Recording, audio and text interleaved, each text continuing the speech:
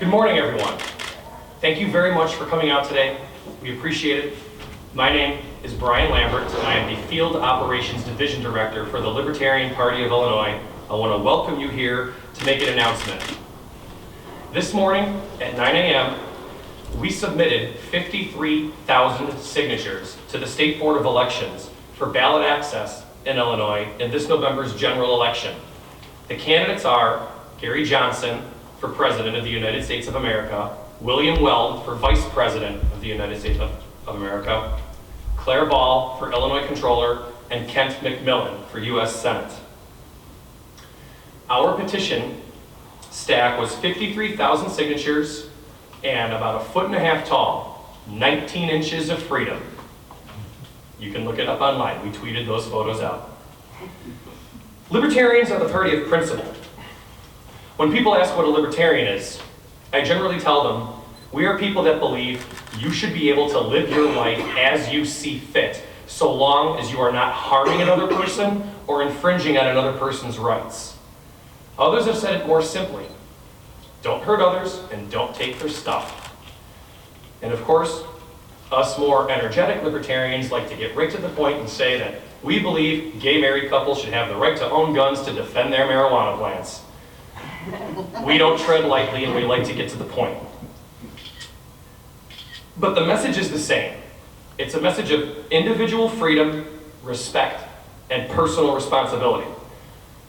We are fiscally responsible, socially tolerant, and always anti-war regardless of who is in office. In Illinois, Republicans and Democrats who want to run for office statewide need 5,000 signatures to get on a ballot. Anyone else in the state who wants to run, independent, third party, whatever, needs 25,000 signatures to run. That's 5 times as much, and that's just the beginning of it because there will be challenges. So people who want to run for office often have to get 40 or 50,000 signatures. And it goes down to the local level and the county level. I know gentlemen, Republicans and Democrats, who need 300, 400 signatures, and the independent man needs 2,700 for a county that is shaped in the most ridiculous manner, and you got to get those signatures in there. This is how the two parties keep people off the ballot. We think it's disgusting and we think it needs to change. In the last election cycle, something a little more sinister happened. As covered by Dan Mihalopoulos in the Chicago Sun-Times, armed private investigators were hired to go after people to try to throw us off the ballot. And there were 2 parts to this. The first part was visiting libertarians who petitioned, our petitioners. One particular girl was stalked near her house and confronted by an armed private investigator in her alley at night and was intimidated into signing something in order to forego her signatures. She refused. Libertarians are not easily intimidated. And she testified at the State Board of Elections and refused to give in. And these armed private investigators visited some of the other homes of libertarians in order to do the same thing. Side note, libertarians are generally often armed and also better trained. But the other half is a little more dark, and this is what makes me very angry. These armed private investigators went to the doors of homes of people who signed our petitions, registered voters in the state of Illinois. These were people that we would meet at a train station. And these people felt, hey, I think it'd be great to have an accountant on the ballot for the Illinois Controller office. These people were going to work, and somebody would walk up and talk to them, and we'd say, hey, would you like to sign our petition? These people that were visited at their homes were with their families at festivals, having a great time and saying, hey, you've got something different that I like. I think you have the right to be on the ballot in Illinois. I will sign your petition. Husbands and wives going to farmers markets, or husbands or wives and wives, going to buy asparagus at the farmers market and saying, hey, you know what? I like this presidential candidate. I think this is good. I believe in more choice. And they signed our petition. And these people, for exercising their right and their right of free speech, say, hey, I give this person permission. I think they should be on a ballot, were then visited at their homes by an armed private investigator trying to coerce them into signing paperwork to say that they did not mean to do that. Illinois has enough embarrassing things on our record. We don't need it to be worse. We have a terrible debt crisis, a year with no budget, and we still have a recent governor that's serving out a prison sentence. This will become national news if something like this happens again, and we don't think it should. We think people should be outraged and angered by it.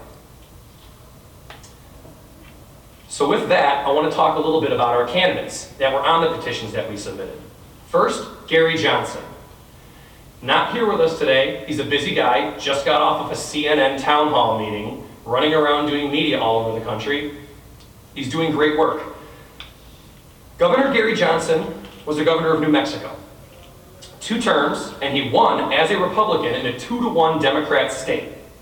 He vetoed more bills than any other governor in the nation in his first year, in his first term, and the guy used the line item veto like a sword in a Quentin Tarantino film. It was the best way to go through things he didn't want before he sent it back to get law to go through. In his 2 terms as governor, he never once raised taxes. He reduced the 10% annual growth of the budget in his state, and miraculously the roads still got paved. It's possible, it can happen. Good government is easy. You just have to be willing to support it. William Weld, his running mate, is also a successful 2-term Republican governor in a blue state of Massachusetts. He won re-election by the largest margin ever. Eat your heart out, Mitt Romney. How are they so successful? They didn't run as hardcore liberals. They didn't run with a hardcore right-wing agenda. They governed the way people wanted it, in the middle. Because we believe most people are libertarian. That they want to be left alone, and they're willing to leave others alone. And they believe that government can be good and can be held accountable with a libertarian philosophy. The 2 candidates we have here today will be on the ballot this November. Kent McMillan is our candidate for U.S. Senate here in Illinois. He's been a member of the Libertarian Party for close to 2 decades.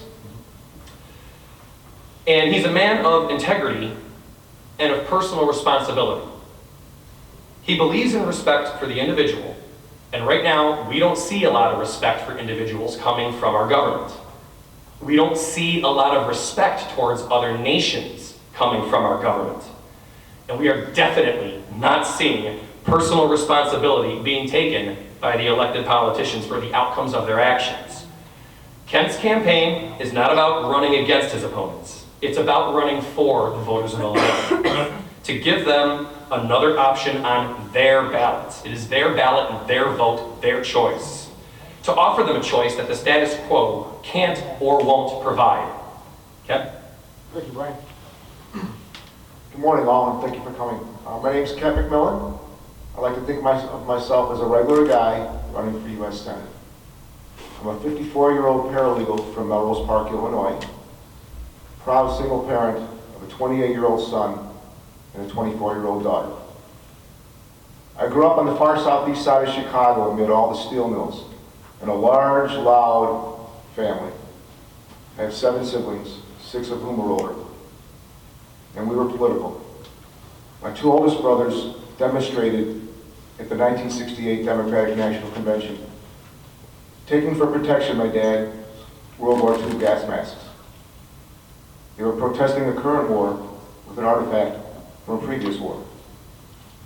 My dad was a precinct captain for a number of years, and I remember fondly helping him canvass and putting on spaghetti dinners. My mom was an election judge. In a family of Democrats, she became a Republican election judge. She claimed it was because all the other seats were filled up on the Democratic side. But I tend to think they had a better selection of donuts, and that's why she did that. As Brian said, I'm running to give the voters of Illinois an additional choice. Who would get excited to go to a place called Baskin-Robbins 2 flavors? We need more choice in our candidates. And I found that out along the petitioning trail. From the lady in West Chicago who smiled at me and said, now I have someone to vote for. To the lady in Glen Ellen that handed my clipboard back to me and said, simply, save us. It's been a good feeling. It's been a good ride. I want to bring the message of fiscal responsibility and social tolerance. And I'm going to bring up issues that we don't hear about. We don't hear about the debt. We don't hear about the drug war. We don't hear about all the troops we have overseas who I think should be coming home. We don't hear about what a failure Social Security has been and what a burden on the next couple of generations that's going to be. That conversation needs to be held, and I intend to hold it. And as Brian said, I'm not running against anyone. I believe Senator Kirk and Congressman Duckworth are very good people, and they served our country well. I just think that maybe my vision of the future is a little bit different than theirs, and I want to offer that option to the voters of Illinois. So again, thank you, and I turn it back over to Brian. Thanks, Ken. Now, in keeping with tradition, the Libertarian Party of Illinois is running an actual accountant again this year for the accounting job of Illinois Controller. Claire Ball is following in the footsteps of our previous three-time candidate, Julie Fox, touting her master's degree in accounting and finance, 10 years experience, and her independent disposition on government finances. Last year, Claire ran for trustee at the scandal-ridden College of DuPage, and she openly ran as a Libertarian in a race with 12 candidates competing for 3 seats. When they were asked at candidate forums, this is a nonpartisan race, but would you just tell us what your political leanings are? 11 candidates would waffle and dance. I'm kind of this, but I get along with everybody. I tend to vote here and there. I'm registered. You're not registered in Illinois, but they don't know that. Claire was the one person who leaned into the microphone and said, I'm a Libertarian. I'm about as outsider as you can get. And in a candidate forum, where the rules were to remain silent all the way through until the end, the crowd started to laugh, and then they broke into a loud applause, and it was the only applause of the entire event, because people liked to hear a clear, honest message from someone. Her independent nature and dedication to transparency and unwillingness to bend to political pressure from the other two parties makes her a force to be reckoned with in this election. My beautiful wife, Claire Ball. Thank you, Brian. I'm not as suave as Ken over here. Had to write it out. My name's Claire Ball. I hold bachelor's and master's degrees in accounting and finance, and I have over 10 years experience in the profession. I'm working towards my CPA, but this whole petition drive has gotten in the way of that, but I'm not gonna give up. I'm running because there's no accountability in our state government. We are held to standards in every area of our lives, both personal and professional, with consequences tied to those actions. There are no standards in Illinois government, and the consequences fall on the taxpayers. That needs to end. You wouldn't see Google hire a lawyer to be their CFO, and we shouldn't see anyone running for Illinois Controller that isn't qualified. Accountants are held to high standards of independence in their work, and the best way to report honestly and objectively is to remove party affiliation from the equation. Running as a Libertarian gives me that level of independence. I don't care what party you're from. If you play funny with our money, I'll call you out on it. I believe this office can and should get the annual financial reports on time. It also can and should have transparent records of every financial transaction conducted with proper justification and proper documentation, and we should be able to provide that to any of our taxpayers at a moment's notice. The criteria for payment should be clearly laid out and easily understandable, with any deviations called out and justified.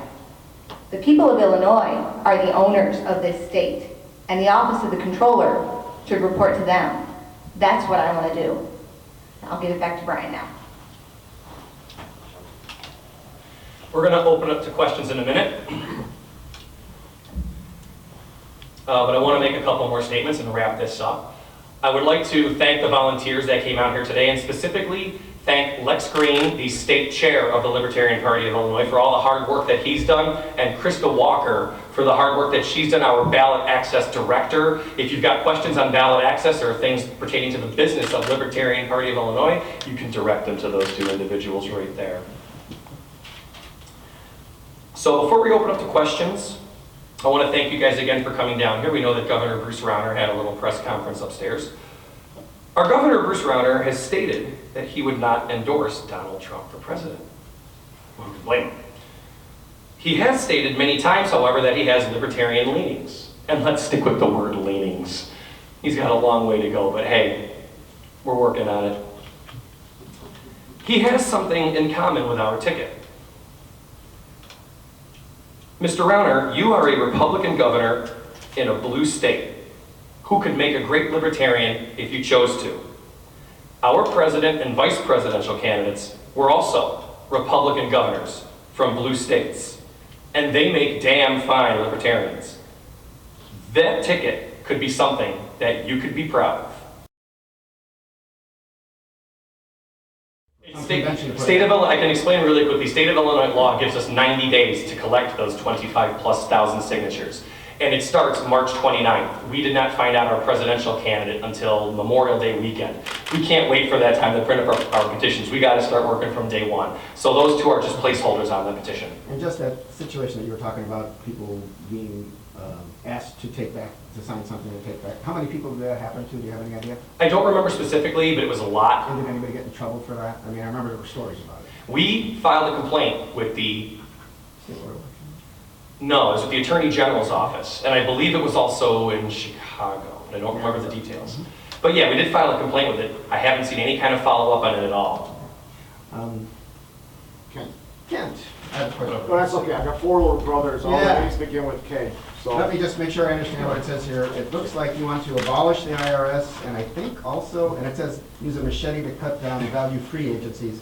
So does that mean commerce, education, and transportation would also be abolished? eventually, yes. Okay, okay. And you also want to do away with Social Security as it is, just let people save for themselves for retirement after people now in the system are through, correct? Right. It wouldn't be something that would happen in one day. Okay. Yeah. So eventually, it would be ended, and it would be ended by selling government assets. Okay. Social Security, obviously, some people would think that was a difficult thing to get passed through because people use it. What about transportation? Are you saying federal government generally builds interstates and maintains interstates? So are you saying they should just stop and let businesses do it, or what? Right. That should be privatized. And so how would they ever build a new road anywhere? You could hire someone to build a road. Who would hire them? Well, you could have an oversight agency of the federal government, but it would be very small. You wouldn't have actual hundreds and thousands of employees involved. Okay. I mean, how would you determine what's a good project? I mean, right now, all they do is kind of figure out, what should be done. Oh, you're saying no federal money should go to those things other than organizing it? There should be an oversight at the federal level, but the actual work would be done in the private sector. Well, I think that's done a lot now anyway, is it not? Well, for instance, like Amtrak is a government agency, so something like that would be privatized. Okay. And you want to close all military bases, Germany, Japan, everything? Not all on day one, but we would need to take a review of that and see how many. For instance, I think we have too many soldiers in places like Germany, Japan, Italy. Those folks need to provide for their own defense more than they are now. Only about 4 of 25 NATO countries. NATO has a 2% threshold where they like to see people put to their GDP to provide for defense. And what I read recently, only about 5 of the NATO countries are at that level. One, of course, includes the United States. But a lot of these countries need to provide more for their defense so we can start bringing our troops home and have them providing service here in this country. And does Department of Commerce and Education should just go away? Right, eventually. And all federal funding for things that they provide to the states? Right, you don't need a federal Department of Education. It doesn't educate Or Commerce. anybody. Same thing with Commerce. So government shouldn't be in the business of dealing with business. Business should deal with each other.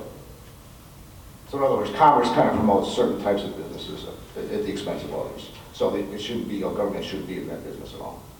Okay, and people doing like international business, if they need to use kind of a government agency to get business overseas, now they just have to do it themselves, no matter, I mean, I'm just saying, you're talking a pretty radical change from where things are right now, in so many different ways. Right, but a lot of the growth has only been in the last 40, 50 years. We've had a lot of new government agencies. Education is only since President Carter. Department of Interior, I think, was started by President Nixon.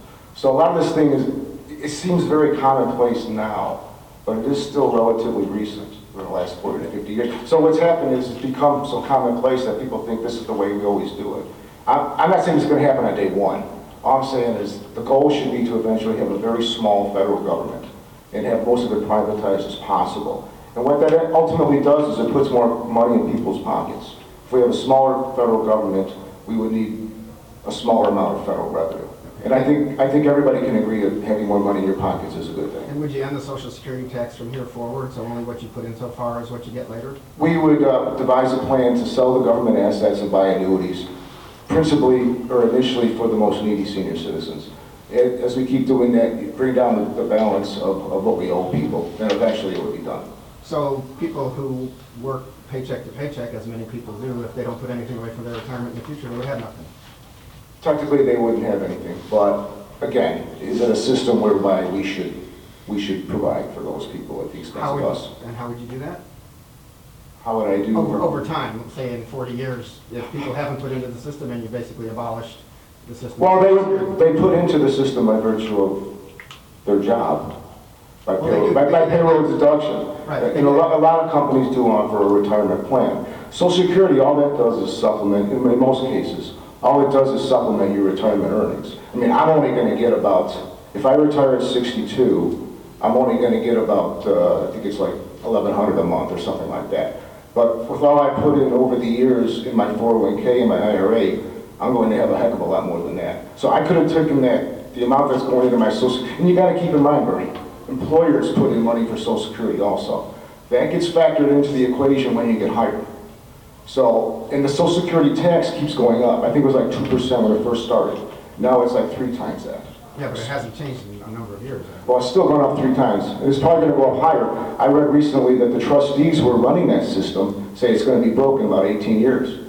So it's going to go up again. It's not a winning system.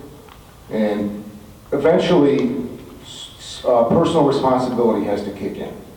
And Libertarians are all about, if you want freedom, you have to have the responsibility as well. Ms. Ball, the basic job of the comptroller is to pay the bills. It's to authorize payment, and it's record keeping for the state.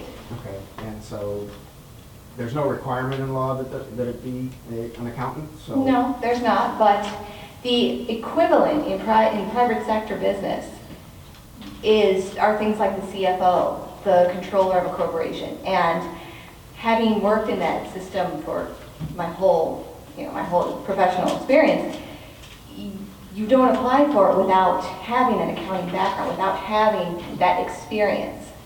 I mean, the government level reporting deals with accrual basis accounting, modified accrual basis accounting. And I've learned all about that, I've worked with it, and it can be confusing. So if you've got someone who knows what they're looking at, knows what they're looking for, knows how the end result should look, you're going to get things out on time. Okay, and do you account for a company now, or do you mind saying? Oh, I work for U.S. Cellular. I'm in their accounting department. By the way, Mr. McMillan, you I'm are... a paralegal. I work at a place called Better Price, VEDDER Price in downtown Chicago. Okay. Right. Anybody else? Did you have a position on any of the gun regulation bills in the Senate just debated? Is that for me? Yes. It would be Oh, great. okay. I guess it would be. Thank you. I don't think changing gun laws is going to help accomplish what the people that are in favor of those gun laws is going to do. I mean, for instance, that terrorist that went into Orlando recently, he wanted to do harm. He just happened to use certain types of guns. He could have just as easily walked around with a can of gas and started the place on fire. So I guess my opinion is I wouldn't be in favor of any of those bills. I have a question about, it says that you got a federal LGBT non-discrimination bill that, you got a letter supporting that, but you're saying, should this be necessary? Are you saying that you're not? No, it should, right, thank you. It should not be necessary because there shouldn't be discrimination against LGBT people. So what I'm saying is there's a history of discrimination in this country against women, against African Americans, and now against LGBT people. if we had a libertarian society all these years where we accept people for who they are, we would have needed a civil rights movement. We would have needed a women's rights movement. And more recently, we would have needed a gay movement. So when I say is it necessary, unfortunately the law from a technical standpoint probably is necessary, but it's because of the discrimination and the bigotry that still exists. Okay, so are you supporting legislation for non-discrimination for LGBT, or are you not supporting it? Well, I don't think it's necessary. By virtue of we should accept people for who they are. But on the other hand, there's a contingent in this country who will not support that. So if you have to pass a law now, I would say if that expedites the acceptance of these folks, then yes, I would be in favor of it. I mean, now nobody would ever think of passing a law to discriminate against African American people because it's been accepted. It's only been about a year since the Supreme Court ruling came down, and there have been a whole flock of laws throughout the various states to limit LGBT rights. I don't think any of that is right, but again, unfortunately, it goes back to the history of bigotry in this country. And if we had a libertarian society, none of those laws would be necessary because we would be accepting those folks. What's your opinion of the Obama administration's guidelines on transgender bathroom policies? I believe if you transform into a different sex, you should have access to those bathrooms that you identify with now. And just if you're abolishing the IRS, are you going for like no income tax or a different income tax or what? It would depend on how small we can make the federal government. My understanding is from Cato about roughly 38% of federal revenues are from individual income taxes.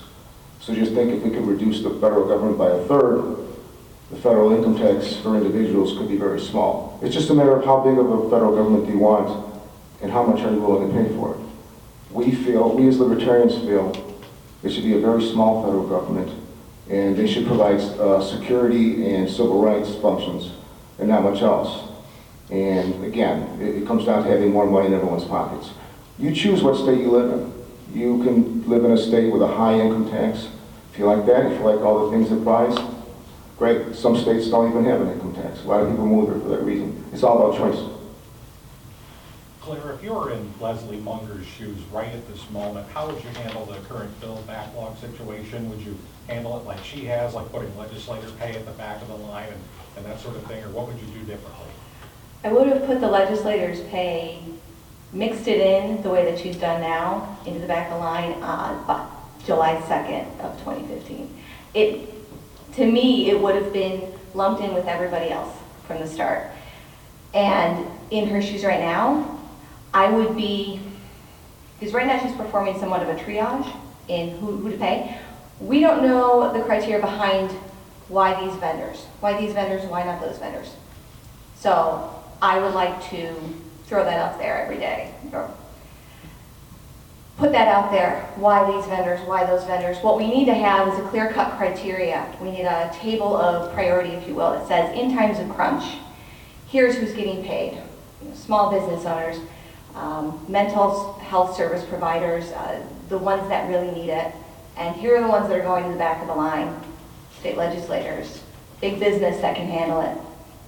That's what I would do. What would your criteria be? Small business, it would be based on the needs of how long can a company go without, how long can they sustain themselves? Larger companies can obviously, they can float themselves for a while. But smaller companies, small business owners, those social service programs that are really getting hit hard right now, mental health service providers, those types of entities would be at the front of the line. Small business over social service? No, social service owners, same bucket, same bucket. Do you have an opinion on the turnaround agenda? I really don't know much about it yet. Or you're talking about the one that he spoke about just this morning? For the last year and a half, yeah, or two. Oh, well, there's a lot of changes that we need to make in this It's state. basically, he thinks government unions have too much power, and local government should be able to decide if they're going to pay prevailing wage or collectively bargain with their employees, and so that would take legislative changes. Do you agree with that? Or? I am here to do the role of the controller. I'm here to pay the bills and to keep the records. And I'm going to work with whoever's there. I'm going to work to improve the reporting. I'm going to work to improve our transparency, because I think that the more people can see where their money's being spent, the more the people will be able to speak out and say how they want their money spent. And just one final thing, in the past you had to have a full slate, but there's been a court decision or something that you don't have to need a full slate anymore, right? I can talk about that. Yeah, we had a victory. It's about a 5-year lawsuit that we had. It involved Julie Fox, our previous controller candidate that I mentioned. We've won the lawsuit. We're waiting for some kind of appeal or challenge to go against it. But yes, we had several things in it, and the one that prevailed is the full slate requirement. For those of you who don't know, anybody who wants to run third-party independent, we already talked about the insane requirement of signatures they needed, they also had to always run a full slate. So on a statewide candidate, we couldn't just run a governor and lieutenant governor. We would have to run attorney general, controller, treasurer, secretary of state, you get the idea. That also goes down to the county level, and that's where it's ridiculous. Somebody wants to run for sheriff, you know, an ex-military guy, he's got great training, he's more than qualified. Now he's got to run around and find somebody to run in a ticket with him to be the coroner. It's ridiculous. People should be able to run for the office they want without having to put a team together. So by eliminating that, it makes it easier for people to run for the offices they want. They don't have to fill out that full slate requirement. And actually, I forgot, it's a special election anyway this time, so there's no other... This is special election, Right. exactly. Okay. Questions? You put your hand up. Yeah, question for Kent. I gotta adjust it as we move to the microphone. So, as I'm listening, I hear a little bit of like, oh, this is something Republicans like, and oh, this would be something Democrats like. Like, is there a specific party line you want somebody to cross in order to vote for you? I asked this because I was out at the farmers market where some people were out there asking for signatures for you, out of like your district area, and they were like, oh, if you like Bernie, you'll like Kent. Okay? Like, who do you hope was going to be crossing the line for you? I hope everybody is. But if someone is socially acceptable and fiscally responsible, I'd like them to come over and vote for me. Bernie voters would agree with me on equality. They would agree with me on corporate welfare. More Republican-leaning folks would agree with me on making the government smaller. Now, we may not agree on what to cut 100% of the time, but we would agree on small government. So I think there's something for everybody in the Libertarian platform. So by you taking the seat, would you hope that kind of like help equalizes and maybe like has more people shaking hands across the aisle then? If you Well, keep in mind, there's Libertarians running in other states for U.S. Senate. So in a perfect world, who knows? You know, we can get 9, 10 Libertarians elected this fall. So that'll be a group right there. Yes, I believe in going across the line, and it shouldn't be about party. It should be about principle. I don't want to be a politician. I want to be a statesman. So I think I'm running to bring up issues that you don't normally hear about, and I want to get some things done when I get elected. I'm not worried about raising money and things of that nature. I want to get some things done. I'd like to chime in on something really quick, if you don't mind. Yeah. Just because it made me think of something. In Chicago, I remember about 20 years ago, there was a strip club. You guys came to a Libertarian press release, this was going to happen. There was a strip club that was being threatened to be shut down. The Republican base the conservative base was very unhappy that there was a strip club there. Look, this is degrading society. And the liberal part of the city said, no, that is their right to be there and you need to let that happen. Fast forward to about maybe 3-4 years ago, it was the same debate. I don't know if it was the same strip club. I was never there, but it was the same debate. A strip club was going to be shut down, and the liberal group was saying, this is degrading to women, this is horrible. And the conservative groups were saying, these women have a right to have a business any way they want. What a flip-flop. But the libertarian idea is always the same. Women, let them do what they want to choose. Free business, as long as everybody in it is perfectly willing and happy, that's their choice. So we agreed with the liberals 20 years ago, we agree with the conservatives now, but it's the same issue, it's the same argument. We don't change, we're consistent. And those are the people that look at it. How many people really change their mind on something like that over a decade or two?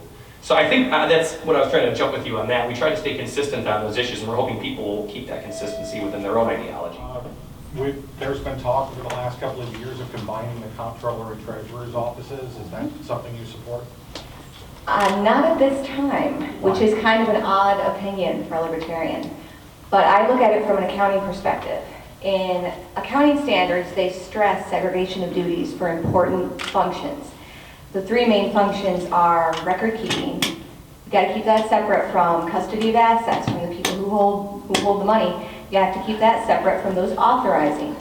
Why? Because when you have those three things combined, it makes it much easier for people to circumvent the rules, and you get fraud. And so keeping those two roles separate, the office of the controller already has two of those functions together. It's got the record keeping and the authorization part together. But we've got custody of assets being held with the treasurer. Right now, I think that's a really important check and balance that we need in the state of Illinois. It's Illinois. In 20 years, maybe we revisit that. Maybe at that point we don't. We will have other controls in place. But right now, no, I want to keep them both separate. Thank you. Any other questions from anybody? We can wrap this up. Thank you guys very much for coming out. We appreciate it. We're going to mingle around for a little while. If you've got any questions for anybody in particular, feel free to do it. Thank you guys for coming out. We appreciate it. Thank you.